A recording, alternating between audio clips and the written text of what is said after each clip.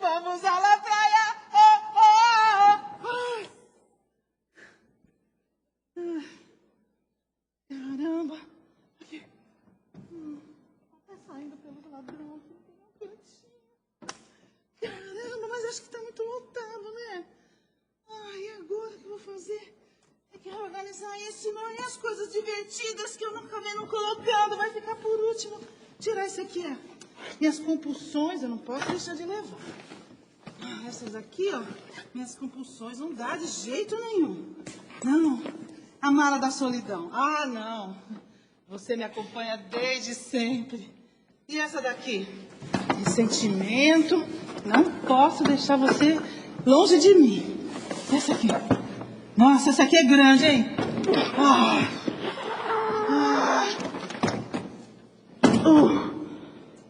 Essa é a mala da culpa.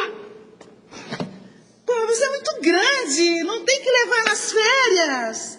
Por que eu tenho que te levar? Olha o teu tamanho. Quando eu era pequenininha, você era grande, mas agora você tá pesada demais. Não dá pra carregar, ó. Sinto muito, eu vou deixar você aqui. Eu preciso de espaço pra colocar minhas coisas. Vamos lá. Você eu te levo, você é da solidão. Não posso deixar de levar a mala da solidão. Posso deixar as minhas compulsões, que eu não aguento ficar sem elas. Culpa? Ah, não, você vai comigo, porque eu não esqueço que fizeram comigo. Mas que eu vou deixar, eu vou deixar você pra trás, mas não esqueço mesmo. Aqui, mais uma compulsão. E você fica, tá? Não tem lógica, tá? Não tem lógica levar culpa pras férias. Não cabe, olha só. Preciso de espaço, tá muito grande, eu tenho um monte de coisa pra pôr ainda, tá bom? Não tem lógica. Se eu levar você para as férias, eu não vou descansar. Então não tem lógica, tá? Tchau, ó. Vou deixar você aqui. Aqui. Você fica que eu vou, tá? Tchau. Eu vou levar outras coisas no teu lugar. Para de me olhar. Para. Você não vai pronto. Você fica e eu vou. Para.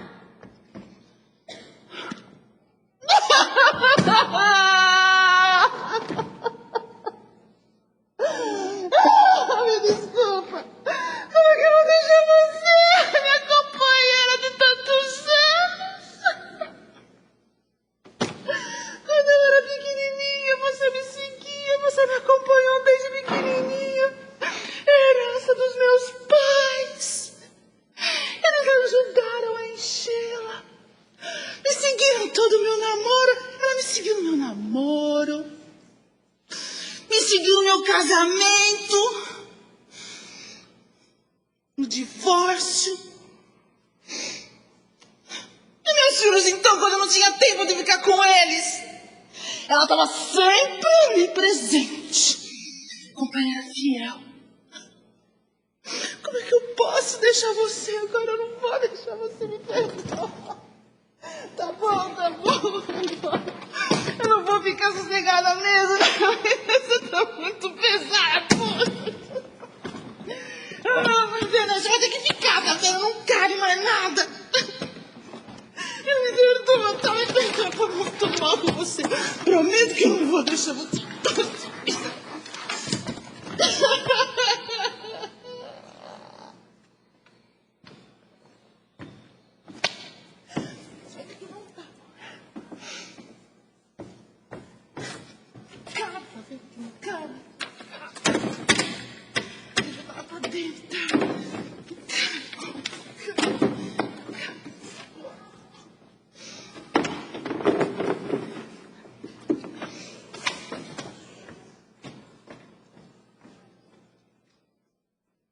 Prezado pastor, talvez o senhor não se lembre de mim, mas conversamos domingo passado, depois do culto à noite. Será que tenho como sair dessa situação?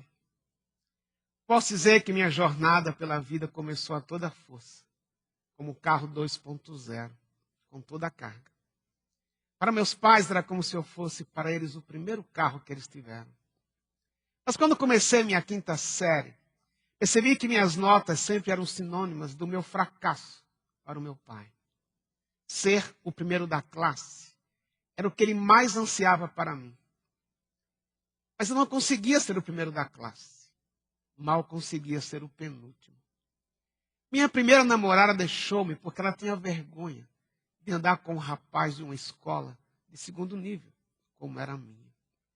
Quando isso aconteceu, meu pai me disse, se você fosse um bom aluno, você nunca teria perdido esta garota. Cada vez que terminava o namoro, eu perguntava para mim mesmo, o que é que está faltando em mim? Percebi que comer demais tornou-se um refúgio para mim. Eu comia e relembrava o que meu pai me dizia sobre minhas notas, e aquela frase sempre vinha à minha mente. Quando fui despedido dos meus 2 primeiros empregos. Como demais.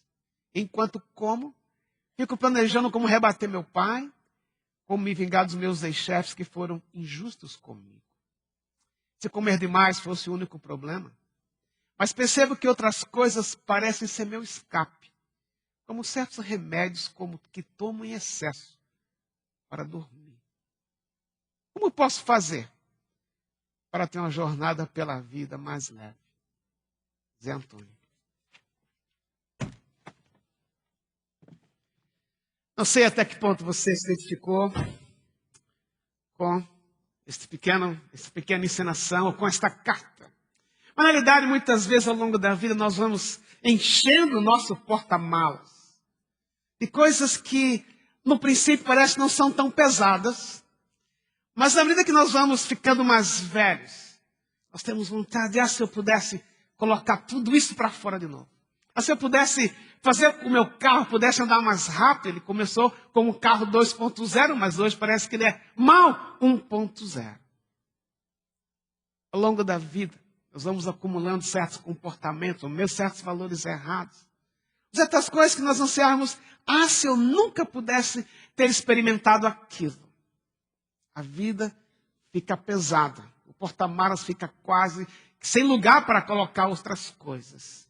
E não foi assim que Deus planejou a nossa vida. Quando nós lembramos o que o Senhor Jesus disse no Evangelho de João, capítulo 10, que Ele veio para que tivéssemos vida e vida em abundância. Mas parece que esta vida em abundância não faz parte da gente. Talvez um dia nós entendemos que Jesus nos amava tanto que morreu na cruz em nosso lugar, mas parece que aquilo não entrou totalmente dentro da gente. A vida fica pesada.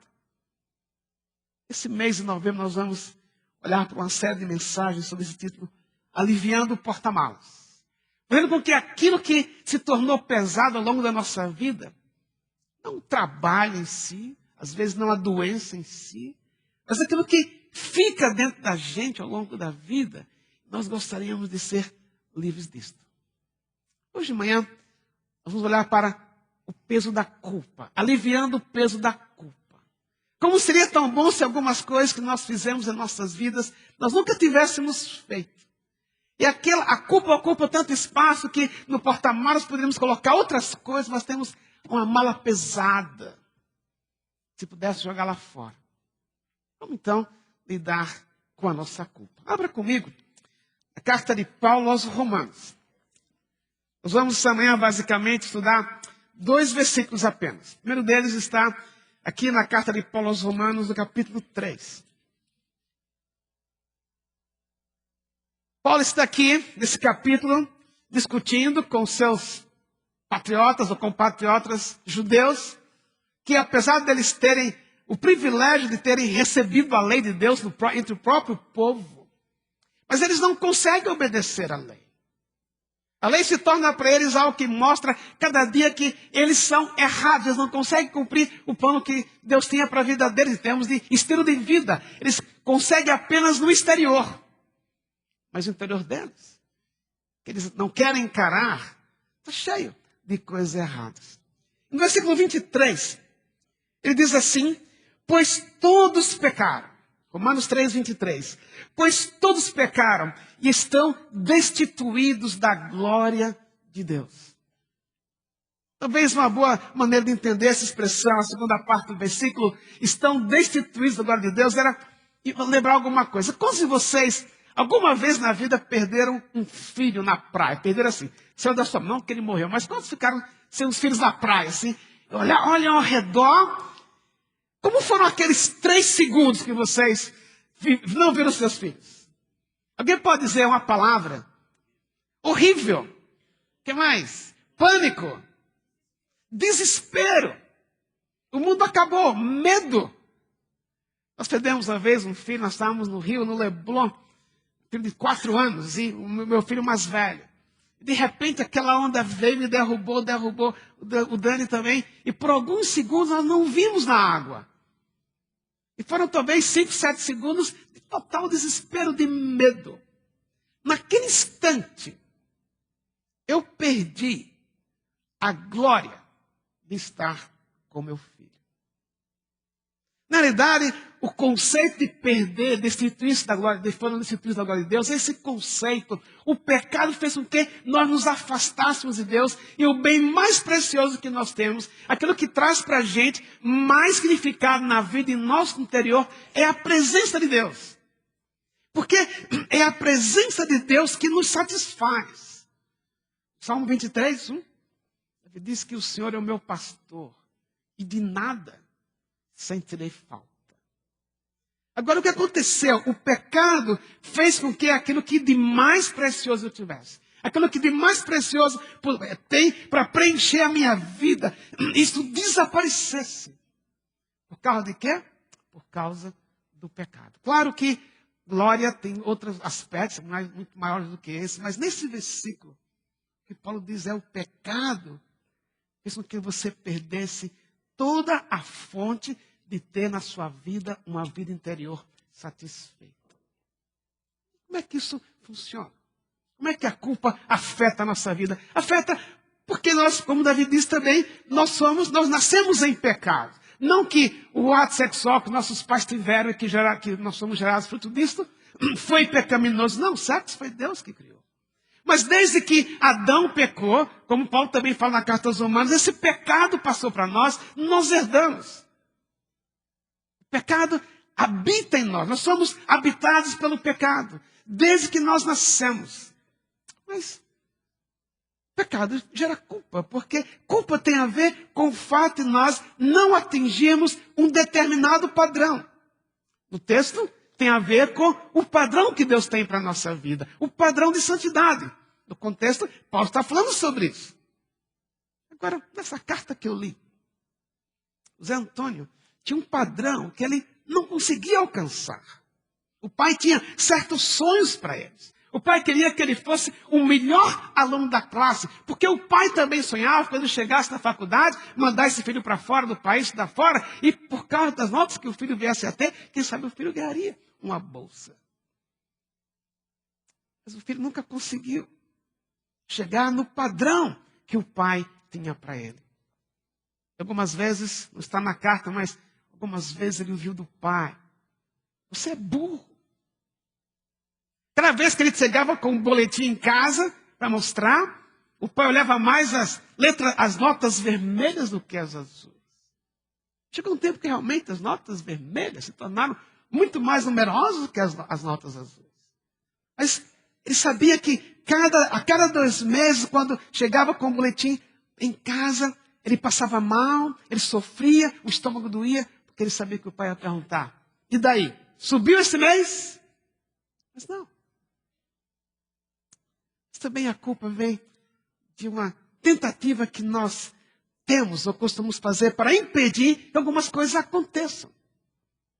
Ou se vocês já experimentaram uma vez ter uma explosão de temperamento e gritaram com seus filhos, ou gritaram com seu cônjuge e disseram que não devia dizer, não precisou usar nenhum palavrão, mas o que falaram, vocês pudessem pôr de volta na sua boca, pôr de volta no estômago e nunca ter dito. Mas falou.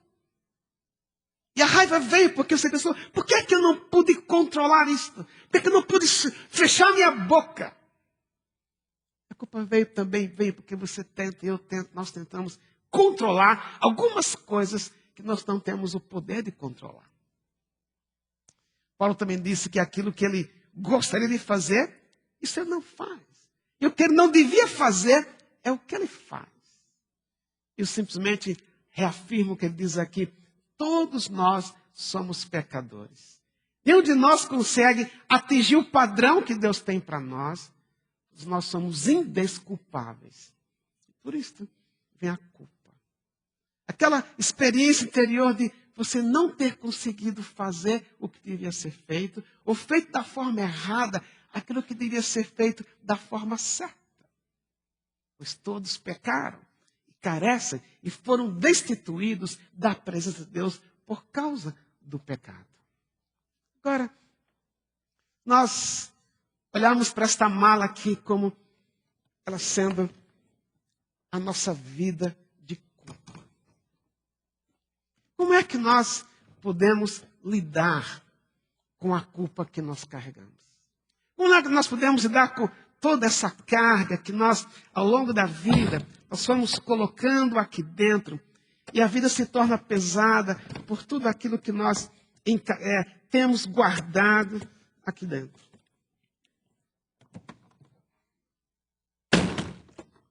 A única forma que nós temos de lidar com a culpa é quando nós abrimos a mala, o nosso comportamento, e encaramos o que tem aqui dentro. Às vezes nós temos a tentativa, fazemos algo como dizer, nós culpamos a nossa história de vida. Claro, muitas vezes a história da sua vida, a história da minha vida, contribuiu para as minhas atitudes erradas. E para tentar compensar um padrão que eu não consigo alcançar, como na história que eu li para vocês, esse rapaz, o nome é fictício, mas a história é real, a pessoa é real. Às vezes fugimos para outros comportamentos para compensar aquilo que nós não conseguimos ser. O problema não estava no pai desse rapaz, mas na maneira como ele tentou lidar com aquilo que ele não conseguia fazer ou ser. Mudar na sua cabeça aquilo que ele ouvia, você é burro, você nunca vai estudar na escola que eu imaginei que você podia estudar. E de outros comportamentos, se pessoa que ele dissesse, eu sou burro mesmo. É melhor fugir para a comida, é melhor fugir para o remédio. Mas Deus tem uma maneira de dirigir você para lidar com a própria culpa. A primeira delas é quando eu reconheço que o que eu tenho dentro de mim, onde eu tenho desobedecido a Deus, onde eu não tenho conseguido alcançar o padrão que Deus tem para mim. Realmente isso é verdade, eu não tenho conseguido. Eu tenho feito coisas erradas para compensar aquilo que eu não tenho conseguido. A primeira coisa para lidar com a culpa é admitir realmente, eu tenho errado. Eu não tenho errado porque meu pai errou comigo. Eu não tenho errado porque o ambiente no qual eu vivo realmente me leva a errar. Não, eu tenho errado porque eu tenho escolhido errar. E daí eu não transfiro a minha culpa para outra pessoa. Mas eu admito, eu trago para mim mesmo, eu errei. Eu tenho descoberto comportamentos errados por causa daquilo. Eu tenho escolhido ouvir na minha mente aquilo que não é o que Deus está dizendo, mas é o que outras pessoas estão dizendo ao meu respeito. Em Romanos capítulo 12, o texto do capítulo, Paulo diz que é para nós sermos transformados pela renovação da nossa mente. Não é para continuarmos pensando como nós pensávamos antes de virmos a conhecer o Senhor Jesus Cristo. Mas o que é que nós podemos pensar ao nosso respeito? No momento em que eu passei a confiar em Jesus como meu Salvador, eu fui feito filho de Deus, o filho amado de Deus. Sou tão amado por Deus que Jesus morreu por mim na cruz. Então, não é mais o padrão das pessoas que eu tenho que atingir, mas é o padrão de Deus. Aí piora. Porque o padrão de Deus, no caso do Zé Antônio, é mais alto que o padrão que o pai dele tinha. Para ele mesmo. Aí fica mais difícil. Mas, se você quiser agora para o livro de Isaías, o profeta Isaías, no capítulo 1. A promessa que Deus traz aqui para nós através de Isaías. Isaías está discutindo também com a sua audiência, com as pessoas do seu tempo, o fato de que eles estavam vivendo uma vida totalmente desregrada, longe dos padrões de Deus. E estavam dizendo que não eram tão pecadores assim. Os de fora, aqueles que não eram judeus, sim, eles eram pecadores. Mas nós, judeus, israelitas, não somos tão pecadores assim. E Deus chama o povo para uma conversa. Deus chama o povo para refletir sobre a verdade. Como Deus chama você e a mim também para refletir. O que é que eu tenho dentro de mim? O que é que eu tenho que encarar dentro de mim que eu gostaria de nunca ter que encarar? Outra vez o Senhor Jesus conversando com algumas pessoas, falando sobre o padrão de Deus. Disse, alguém aqui, estou parafraseando o texto no Sermão do Monte, alguém aqui já matou alguém? Eles pediam dizer, os escribas e fariseus, não, nunca matamos ninguém. Jesus falou, mas o padrão é mais alto que vocês pensam. Você não mata alguém quando você assassina pelas costas, com a faca, com um revólver. Não. Você mata alguém quando você se ira contra alguém, expressa sua ira da maneira errada, você pecou. Quando você chama alguém de tolo, você está matando esta pessoa. O padrão é mais alto que você imagina. Por isso, não olhe para você e diga, eu não sou tão ruim assim. Não, você é ruim, eu sou ruim, nós somos pecadores. Mas aqui, em Isaías, versículo 18, capítulo 1, Deus fala assim, venham, vamos refletir juntos, diz o Senhor. Encare, abra sua mala, veja o que tem aqui dentro. O que tem aqui dentro não é o padrão que Deus tem para você. Mas ele diz, embora os seus pecados sejam vermelhos como a escarlate, eles se tornarão brancos como a neve. Você sabia que quando uma empresa, quando alguém produz aquela cor escarlate, vermelha, produto, a tinta, usa vermes para produzir a cor. E aqui é uma figura de linguagem muito séria. Porque era como se o pecado, para Deus, o pecado na sua vida, na minha vida, algo que é como verme. Ninguém gosta de ver vermes, lombrigas se mexendo. Este é o lado feio, o lado ruim. É o lado quando eu abro a minha mala e vejo o que tem lá dentro. Quando eu vejo que ali tem ciúmes, inveja, disputa, palavras mal intencionadas, palavras aparentemente doces, mas mal intencionadas. Disputas sendo feitas de uma forma errada, visando diminuir o outro. Coisas que gostaríamos que nunca tivéssemos feito. Esta é a cor do pecado. Aquilo que cheira mal diante de Deus. Mas ele diz, ainda que os vossos pecados sejam vermelhos como a escarlate, eles se tornarão brancos como a neve. Aqui tem outra figura. O homem pode produzir a cor escarlate. Ele mistura produtos químicos, coloca alguns vermes, algumas bactérias, e produz a cor. Isso é o que o homem produz. Do outro lado, a neve. Ninguém é capaz de produzir neve. A neve vem da natureza que Deus criou.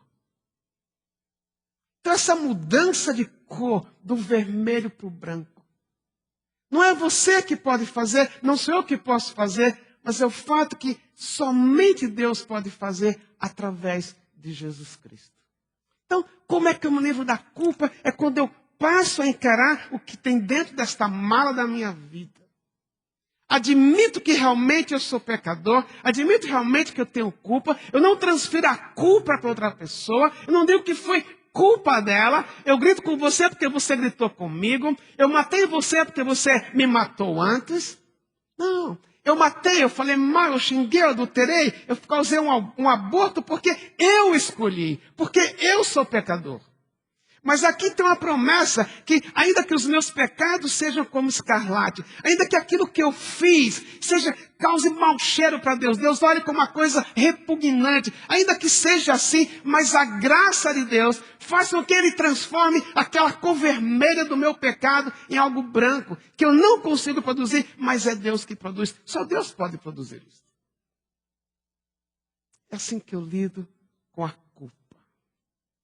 É quando eu encaro e admito e digo, realmente aqui tem algo que eu fiz. Que eu fiz porque eu escolhi fazer. Porque eu fiz porque eu fui intencional no que eu fiz. Algumas culpas são falsas, outras são verdadeiras. Mas aquela culpa que é verdadeira, que eu tenho que dizer, eu causei isto. É que esta promessa é para mim e para você. Ainda que os seus pecados, ainda que os meus pecados sejam vermelhos como a escarlate, eles tornarão brancos como a neve. Em 1 João, capítulo 1, versículo 7, João diz que o sangue de Jesus nos purifica de todo o pecado. Era como se aqui dentro desta mala Deus tivesse um dossiê da minha vida. Com tudo que eu fiz de errado, com todas as coisas que intencionalmente eu fiz, com toda a minha culpa, e Ele pega essa culpa e sobre ela derrama o sangue de Jesus, e tudo isso é apagado, tudo isso é livre. Algumas vezes, o nosso maior inimigo, o próprio diabo, ele faz com que essas culpas ressurjam em nossa vida. Dizendo, mas você fez isso anos atrás. Você está repetindo isso. Cada vez que eu repito, eu preciso voltar ao remédio, admitir a minha culpa e dizer, eu tenho errado. Algumas vezes, Deus não tira a consequência do meu erro. Algumas vezes eu tenho que arcar com as consequências do meu erro. Mas a verdade final é quando eu enfrento o que está dentro da minha mala.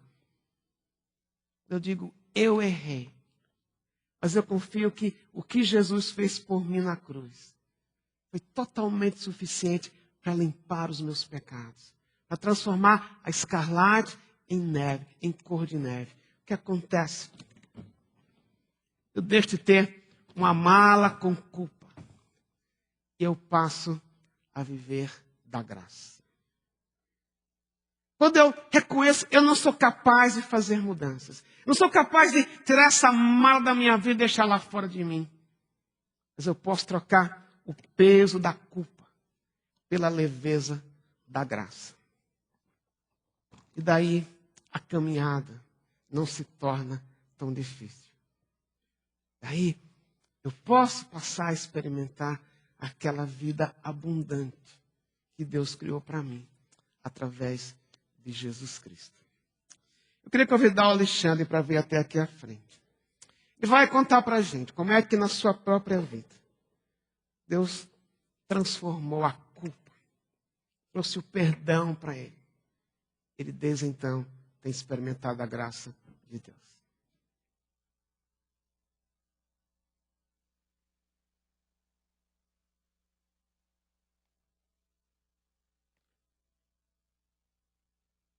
Oi, eu sou um Alexandre, um alcoólatra e um dependente químico em recuperação.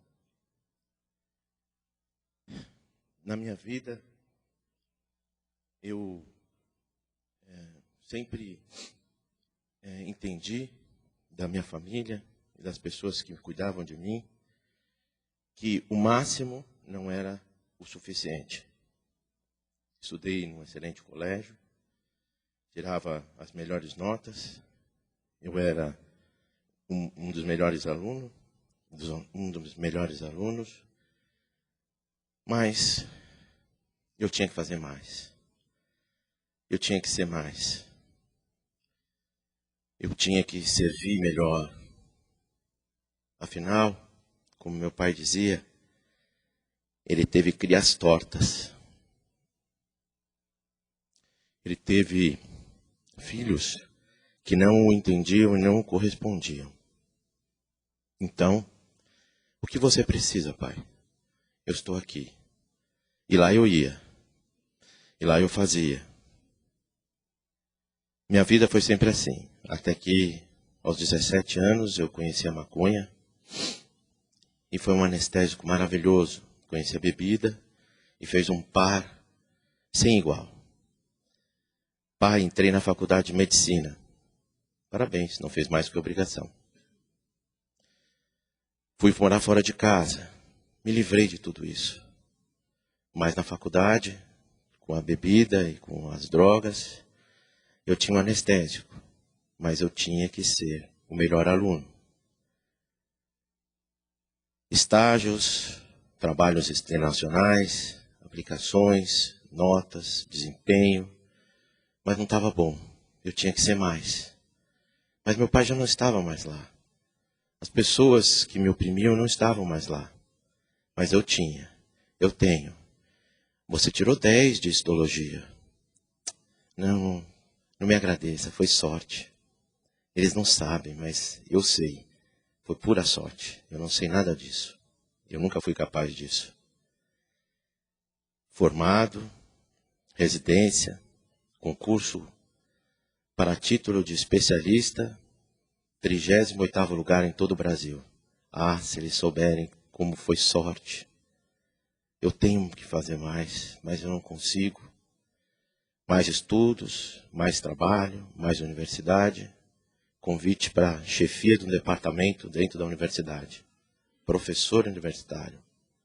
Chefe de um departamento. Ah, se eles soubessem. Se esses chefes, se esses professores, se essas pessoas tão sábias soubessem quem eu sou, eu não estaria aqui. Mas eu tenho que ir mais. E eu bebia mais. Me casei. Meu casamento foi um casamento de abuso moral, de abuso verbal e até de um episódio de abuso físico. Meu casamento estava por um fio. Fui aos Alcoólatras Anônimos, comecei minha recuperação, procurei um psiquiatra, comecei a me tratar. As coisas melhoraram, eu comecei a melhorar e fazia terapia de casal. E depois de 6 meses de tratamento, as coisas pareciam melhor. Minha mulher resolveu ir embora. E depois, a gente acabou descobrindo, a gente começou a descobrir, que com tanta terapia de casal, minha mulher fugiu com o meu psiquiatra.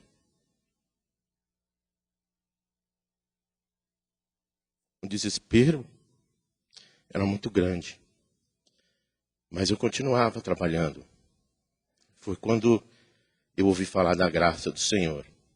E as coisas começaram a melhorar. Nossa, eu consigo enxergar muito mais. Eu preciso conhecer desse Deus. Teologia, Bíblia, Bíblia, teologia, teologia, Bíblia. Me tornei um conhecedor. Um judeu que vivia na lei. Você tem, você tem, você tem, você tem. Casei de novo. Enteados, mulher, obrigações. E o jugo cada vez mais pesado, mais difícil. Mas um bom professor sempre dá boas aulas. Olha, você vai dar estudo bíblico, você vai ser pastor. Pastor. Mas o peso era tão grande. O peso era tão enorme. Eu via essa tal dessa graça. Eu conseguia enxergar. Mas eu sentia assim que, quando me falavam de voo como águia, isso era uma ironia. Jugo leve e suave, um jargão evangélico. Isso não existe. Mas eu continuei bebendo, para poder aliviar. Eu fiquei um tempo sem beber, mas eu voltei a beber. E continuei bebendo, e cada vez mais, porque era um anestésico para minha alma. E as discussões e as brigas voltaram. Acusações, você vai para o inferno, você faz isso, você faz aquilo. Minha vida era um inferno. Foi quando, num momento de maior desespero, extremamente embriagado, eu coloquei minha família inteira para fora de casa. Joguei um por um, fechei o portão E quando eu acordei no dia seguinte, eu vi que eu não tinha mais família. Desesperado, eu corri, ajuda, consegui recolher os meus filhos e minha mulher, me retratei, conversei, mas eu disse, eu não posso mais ser assim, eu tenho que mudar. Foi aí então que eu descobri que eu tinha que mudar, eu tinha que ser diferente. Me convidaram para vir a um culto numa igreja. Cheguei aqui, passei por aquela porta de vidro e encontrei um pastor que pregava, apresentando um programa que eu não conhecia, chamado Celebrando a Recuperação. E ele dizia assim, meu nome é Lisânias, eu sou um codependente, porque a Teca diz que eu faço isso. Meu filho reclamou daquilo. Aí eu disse, bom, se aqui pode se confessar pecado em cima de um púlpito, então eu posso ficar. Virei as costas, fui naquela lata de lixo, joguei minha carteira de pastor, sentei no fundo daquela cadeira e falei, Senhor,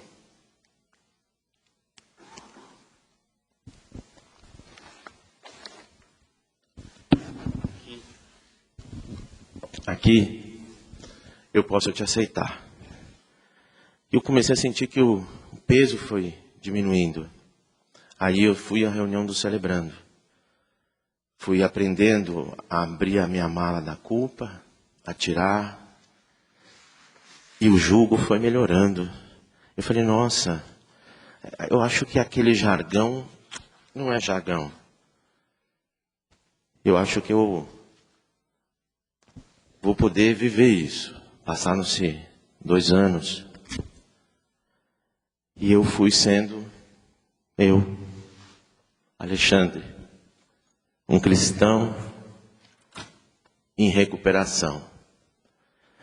Um cristão leve, que pode se movimentar, não estou mais com calor. Eu posso usar de um jugo leve e suave. Está aqui. E glória a Deus, porque a graça do Senhor me redime, me limpa de todos os pecados, me alivia, me tira a culpa, joga tudo isso no mar do esquecimento. E hoje eu sou outra pessoa. E vou nesse processo até o fim dos meus dias. Só por hoje. Só por hoje.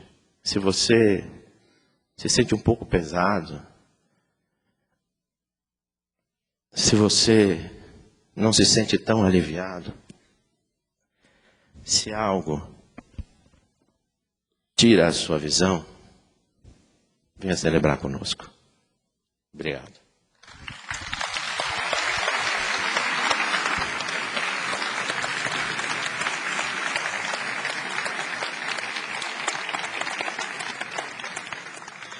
Ainda que os vossos pecados sejam como a escarlate, eles tornarão brancos como a lã. Deus prova o seu próprio amor para conosco, pelo fato de ter Cristo morrido por nós, sendo nós ainda pecadores. Isto é graça. Eu não mereço, você não merece. Mas eu posso continuar a minha vida, a minha jornada, mais leve, por causa do que Jesus fez por mim. O Zé Antônio nunca ia chegar no padrão dos seus pais. Mas um dia ele entendeu que não era o padrão dos pais, era o padrão de Deus. Piorou a história. O padrão de Deus é mais alto. Mas Jesus morreu na cruz por ele, para no lugar dele cumprir aquilo que ele não podia cumprir. Por isso, ele foi amado por Deus, porque em Jesus ele encontrou amor. Assim pode ser a sua história, como é do Alexandre, poder caminhar a jornada da vida com a vida mais leve. Se você entender que a culpa é aliviada quando eu a encaro, quando eu admito que eu sou pecador, mas quando eu corro para Jesus. Eu digo, eu sou pecador, eu não consigo mudar a minha vida, mas eu confio que o Senhor vai mudá-la. Queria convidar você a fazer uma oração, se você quiser baixar a sua cabeça agora. Talvez algumas coisas na sua vida que você sente culpado pelo que fez. Mais do que remorso. O remorso não produz arrependimento. Mas quando é algo que vem de Deus, a tristeza que vem de Deus, a tristeza produz arrependimento. E aquilo que você não pode mudar, o Senhor Jesus lhe traz liberdade. Remove da sua vida aquilo que você gostaria de ter feito diferente e não fez, porque escolheu fazer errado. Isto é culpa, isto é pecado. Mas o sangue de Jesus derramado na cruz lhe purifica de todo o pecado, de modo que você possa experimentar uma vida abundante e leve diante de Deus. Que culpa é preciso confessar nesta manhã? Um aborto causado por você mesma, ou por você mesmo que induziu quem você dizia que amava abortar. Um assassinato, talvez físico mesmo. Ou alguém que você tem assassinado com as suas palavras, abusado emocionalmente do seu cônjuge, ou dos seus filhos. Ou você como filho, abusado emocionalmente dos seus pais, ou dos seus pais, dos seus colegas de trabalho. Ou talvez a própria autossuficiência de achar, eu não sou tão pecador assim. Mas você ouviu, a Bíblia diz que todos são pecadores. E que o único caminho de ter a culpa removida é através de Jesus. Não há nenhum pecado que o sangue de Jesus não remova. Não há nenhuma culpa que não tenha sido tratada na cruz. Quando você vai à cruz, você vai a Jesus e admite, eu sou pecador. Preciso do teu perdão. O sangue de Jesus lhe purifica de todo o pecado. Tem alguma coisa que você precisa dizer para o Senhor Jesus nesta hora? Admissão de um pecado. Admissão de uma luta para chegar num padrão que você não consegue. Talvez você quer dizer hoje, Senhor Jesus, hoje eu paro esta jornada errada. Mas eu quero nesse instante entregá-la a Ti. Dizer, eu não consigo, por mim mesmo eu não posso. Mas a partir de hoje, eu descanso em Ti. Eu creio que meu pecado foi removido. Simplesmente porque a Tua palavra diz, o sangue de Jesus me purifica de todo o pecado. Ó Deus, você ouviu a oração de alguns nesta hora. Obrigado porque através de Jesus me aceitas, nos aceitas como estamos. Não para nos deixar onde estamos, mas para nos levar onde queres que cheguemos. Uma vida plena, satisfeita, a despeito de crises e dificuldades que nós passamos. Obrigado, porque é o sangue de Jesus que foi derramado sobre nós e traz graça para nós.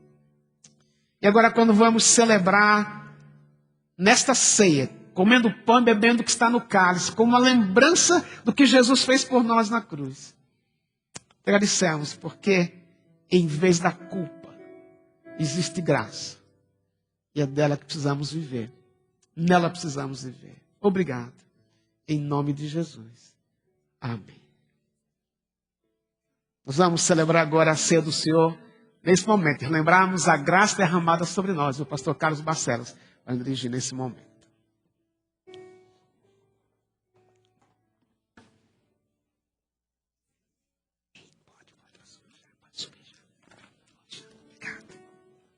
Todos pecaram e estão destituídos da glória de Deus.